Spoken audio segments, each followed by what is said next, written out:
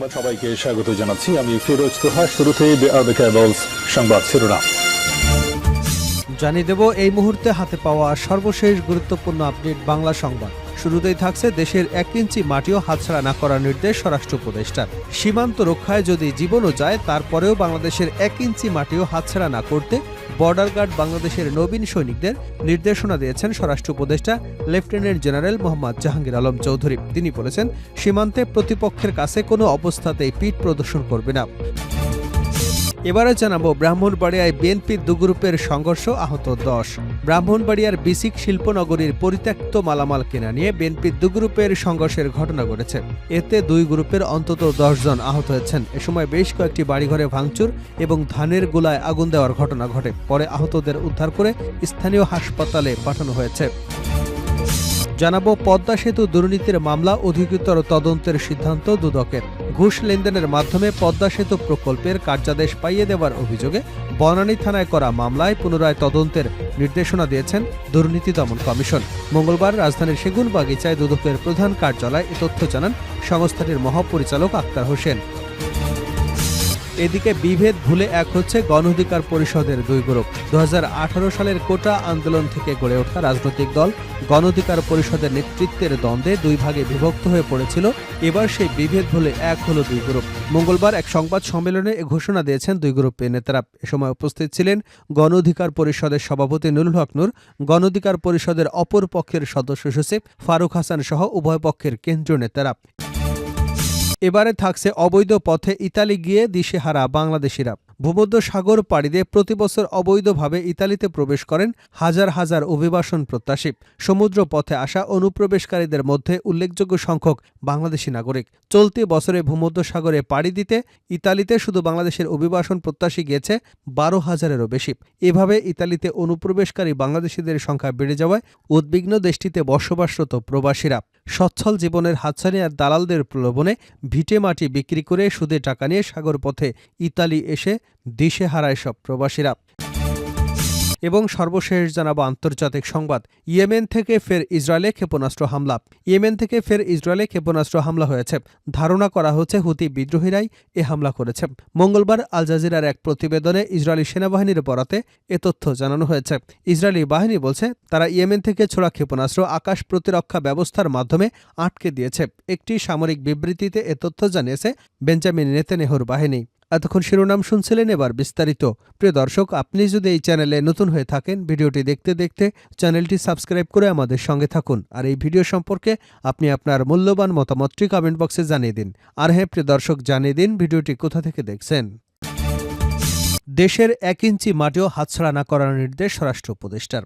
সীমানা রক্ষায় যদি জীবনও যায় তারপরও বাংলাদেশের 1 ইঞ্চি মাটি হাতছাড়া না করতে বর্ডার গার্ড বাংলাদেশের বিজিবির নবীন সৈনিকদের নির্দেশনা দিয়েছেন স্বরাষ্ট্র উপদেষ্টা লেফটেন্যান্ট জেনারেল মোহাম্মদ জাহাঙ্গীর আলম চৌধুরী। তিনি বলেছেন, সীমান্তে প্রতিপক্ষের কাছে কোনো অবস্থাতেই পিঠ প্রদর্শন করবে না। মঙ্গলবার চট্টগ্রামের সাতকানিয়ার বায়তুল ইজ্জতে অবস্থিত বিজিবির ঐতিহ্যবাহী প্রশিক্ষণ প্রতিষ্ঠান বর্ডার গার্ড ট্রেনিং সেন্টারে কলেজে আয়োজিত এক অনুষ্ঠানে প্রধান অতিথির বক্তব্যে তিনি এসব কথা বলেন। নবীন সৈনিকদের উদ্দেশ্যে স্বরাষ্ট্র উপদেষ্টা বলেন, সীমান্তে প্রতিপক্ষের কাছে কোনো অবস্থাতেই পিঠ প্রদর্শন না করবার জন্য আমি তোমাদের প্রতি উদাত্ত আহ্বান জানাচ্ছি। দেশ মাতৃকার রক্ষায় তোমরা প্রয়োজনে জীবন দিবে, তবু দেশের 1 ইঞ্চি মাটিও হাতছাড়া হতে দেবে না। তিনি আরও বলেন, আমি বিশ্বাস করতে চাই তোমরা আমাদের হতাশ এবং নিরাশ করবে না। জেনে রাখবা, তোমাদের দেওয়া নিশ্চিদ্র নিরাপত্তাই দেশের মানুষের নির্বিঘ্ন ঘুম নিশ্চিত করবে। তোমরাই হবে আমাদের সীমান্তে নিরাপত্তা এবং আস্থার প্রতীক। মোহাম্মদ জাহাঙ্গীর আলম চৌধুরী বলেন, সীমান্তের অতন্ত্র প্রহরী হিসেবে সুপরিচিত এই বাহিনী বাংলাদেশের 4,427 কিলোমিটার দীর্ঘ সীমান্ত সুরক্ষা এবং সীমান্ত ভূমি ও সম্পদের নিরাপত্তা বিধানের মহান দায়িত্ব অত্যন্ত দৃঢ়তা এবং সফলতার সঙ্গে পালন করে আসছেন। ব্রাহ্মণবাড়িয়ায় বিএনপির দু গ্রুপের সংঘর্ষ, আহত 10। ব্রাহ্মণবাড়িয়ায় বিসিক শিল্পনগরীর পরিত্যক্ত মালামাল কেনা নিয়ে বিএনপির দু গ্রুপের সংঘর্ষের ঘটনা ঘটেছে। এতে দু গ্রুপের অন্তত 10 জন আহত হয়েছেন। এ সময় বেশ কয়েকটি বাড়িঘরে ভাঙচুর এবং ধানের গোলায় আগুন দেওয়ার ঘটনাও ঘটে। পরে আহতদের উদ্ধার করে স্থানীয় হাসপাতালে পাঠানো হয়েছে। মঙ্গলবার সকালে সদর উপজেলার বুধল ইউনিয়নের নন্দনপুর গ্রামে ঘটনা ঘটে। সদর উপজেলার ওসি মোহাম্মদ মুজাফর হোসেন বিষয়টি নিশ্চিত করেছেন। পুলিশ ও প্রত্যক্ষদর্শী জানায়, মঙ্গলবার সকালে সদর উপজেলার নন্দনপুর বিসিক শিল্পনগরীর ডেকো ফুড নামের একটি কোম্পানির বিস্কুটের গোড়াসহ পরিত্যক্ত মালামাল বিক্রি করবার কথা। তা কিনতে গিয়ে বুধল ইউনিয়ন বিএনপির সাধারণ সম্পাদক হারুন এবং সোহেলপুর ইউনিয়ন বিএনপির সভাপতি নাসির খন্দকার বাদানুবাদে জড়িয়ে পড়েন। এর কিছুক্ষণ পর উভয় পক্ষের সমর্থনে সোহেলপুর ইউনিয়নের হারিয়া গ্রাম ও বুধল ইউনিয়নের নন্দনপুর গ্রামের লোকজন দেশীয় অস্ত্রশস্ত্র নিয়ে সংঘর্ষে জড়িয়ে পড়ে। সংঘর্ষে উভয় পক্ষের বেশ কয়েকটি বাড়িঘর ভাঙচুর এবং ধানের গোলায় আগুন দেওয়া হয়। খবর পেয়ে পুলিশ, সেনাবাহিনী, র্যাবসহ আইনশৃঙ্খলা বাহিনীর সদস্যরা ঘটনাস্থলে গিয়ে পরিস্থিতি নিয়ন্ত্রণে আনেন। পদ্মা সেতু দুর্নীতির মামলা অধিকতর তদন্তের সিদ্ধান্ত দুদকের। ঘুষ লেনদেনের মাধ্যমে পদ্মা সেতু প্রকল্পের কার্যাদেশ পাইয়ে দেওয়ার অভিযোগে বনানী থানায় করা মামলা পুনরায় তদন্তের সিদ্ধান্ত নিয়েছে দুর্নীতি দমন কমিশন। মঙ্গলবার ৩১ ডিসেম্বর রাজধানীর সেগুনবাগিচায় দুদকের প্রধান কার্যালয়ে এ তথ্য জানান সংস্থাটির মহাপরিচালক প্রতিরোধ আক্তার হোসেন। বিভেদ ভুলে এক হচ্ছে গণঅধিকার পরিষদের দুই গ্রুপ। ২০১৮ সালে কোটা আন্দোলন থেকে গড়ে ওঠা রাজনৈতিক দল গণঅধিকার পরিষদের নেতৃত্বের দ্বন্দ্বে দুই ভাগে বিভক্ত হয়ে পড়েছিল।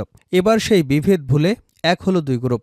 মঙ্গলবার এক সংবাদ সম্মেলনে এ ঘোষণা দিয়েছেন দুই গ্রুপের নেতারা। এ সময় উপস্থিত ছিলেন গণঅধিকার পরিষদের সভাপতি নুরুল হক নূর, গণঅধিকার পরিষদের অপর পক্ষের সদস্য সচিব ফারুক হাসান সহ উভয় পক্ষের কেন্দ্রীয় নেতারা। নুরুল হক এবং তার সমমনা ব্যক্তিরা ২০২১ সালের অক্টোবরে গণঅধিকার পরিষদ নামে নতুন রাজনৈতিক দল গঠন করেন। দলটির আহ্বায়ক হিসেবে যোগ দিয়েছিলেন রেজা কিবরিয়া। তবে ২০২৩ সালে ৩ জন নেতাকে অব্যাহতির ঘটনায় দলের নেতৃত্ব নিয়ে রেজা কিবরিয়া এবং নুরুল হকের মধ্যে মতবিরোধ দেখা দেয়। পরে পাল্টাপাল্টি অব্যাহতির ঘটনায় কার্যত ভেঙে যায় গণঅধিকার পরিষদ। নুরুল হক নূর বলেন, ৫ আগস্টের ফ্যাসিস্ট সরকারের পতনের পর সবাই এক হয়ে গিয়েছিলাম। যে জাতীয় ঐক্য গড়ে উঠেছিল, গত ৫ মাসে সেই ঐক্যে কিছুটা ফাটল ধরেছে। বর্তমান সরকারের প্রতি যে আস্থা ৫ মাস পরে এসে সেখানে ফাটল ধরেছে। আমরা ডিসি নিয়োগ নিয়ে জটিলতা তৈরি হতে দেখলাম। সচিবালয়ে আগুনের ঘটনা ঘটল। এসব দিক বিবেচনায় জাতীয় ঐক্যের বিকল্প দেখি না।